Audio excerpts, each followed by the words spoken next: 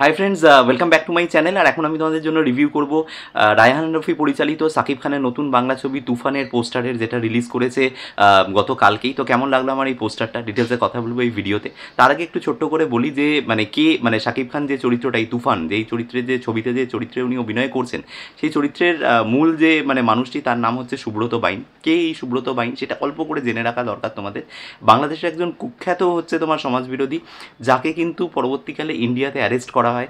সে ভারত, বাংলাদেশ এবং নেপাল এই তিনটে দেশে কিন্তু বলতে পারো যে একেবারে নিরবিচ্ছিন্নভাবে সে কিন্তু তার রাজত্ব বিস্তার করেছিল। এবং তার যে ক্রাইমের জাল, সেই জালে কিন্তু বহু অপরাধ এরকম আর কি, যেগুলো নথিভুক্ত রয়েছে। 90-এর দশকে বাংলাদেশের এরকম একজন কুখ্যাত একজন মানুষ, তাকে নিয়েই মূলত রায়হান রফির এই ছবি। তো একটা যেটা আমার সব থেকে ভালো লাগছে সেটা হচ্ছে এই ছবিটা নিয়ে রায়হান রফি ছবি বানাচ্ছেন।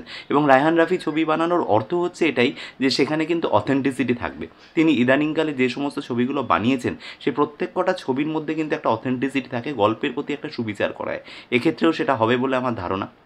2 নম্বর যেটা, সেটা হচ্ছে যে এই ছবিতে সাকিব খানের যে লুকটা যেটা দেখা যাচ্ছে, সেটা হচ্ছে একটা 90s-এর গ্যাংস্টার। হ্যাঁ, অনেকেই এটা নিয়ে কথা বলেছে যে অনেকটা জিদ্দা চেঙ্গিজের লুকের সাথে মিল রয়েছে, এই রয়েছে ওই রয়েছে। বাট আমার মনে হয় যে প্রত্যেকটা ছবি স্বতন্ত্র, প্রত্যেকটা ছবির প্রত্যেকটা ক্যারেক্টার স্বতন্ত্র। এবং সাকিব খান বলো, জিৎ বলো, এরা এই সমস্ত অ্যাক্টার্সরা না, প্রত্যেকে নিজের রোলটাকে জানে কী করে ইম্প্রোভাইজ করতে হবে।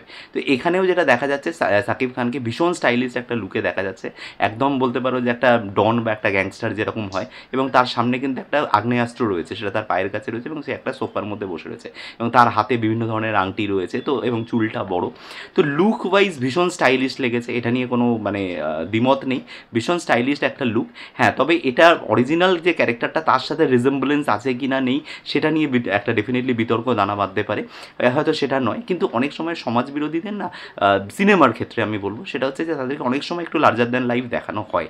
সবসময় হয়তো এই যে ধরো আমরা দাউদ ইব্রাহিমের বিভিন্ন ছবি সব সমাজ মাধ্যমে ঘুরে বেড়ায়, বাট আমরা যখন সিনেমাটা দেখি, এটা বহু ইন্টারভিউতে আমি পড়েছি বা শুনেছি এই জিনিসটা, যে অ্যাকচুয়াল লাইফে দাউদ ইব্রাহিমকে কিন্তু এরকম দেখতে নয়, বা এইভাবে সে বিহেভ করে না যেভাবে বলিউড সিনেমাতে দেখানো হয়।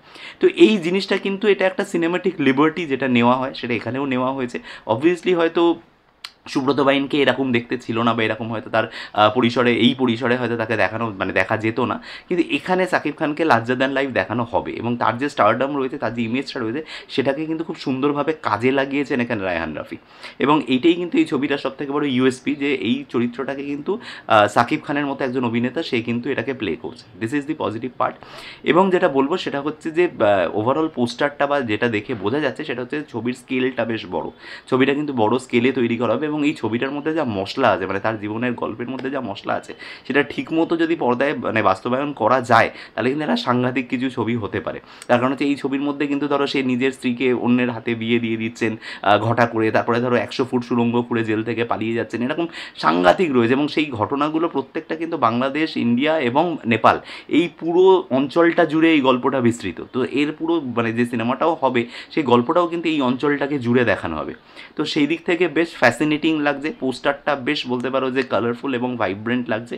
এবং যে স্কেলটা, যেটা বলছিলাম, যে স্কেলটা বড় লাগছে। রায়হান রফি যখন সাকিব খানকে প্রজেক্ট করছেন, তো সাকিব খানের মতো করেই তিনি প্রজেক্ট করেছেন, এই ব্যাপারটা কিন্তু ওভারঅল পোস্টারে বেশ ভালো। তো একটা ভাইব দিচ্ছে ভালো কমার্শিয়াল ছবি হওয়ার। এখন দেখা যাক সিনেমার টিজার এবং ট্রেলার আসার পরে ছবিটার সম্পর্কে আর কি বিস্তারিত জানা যায়।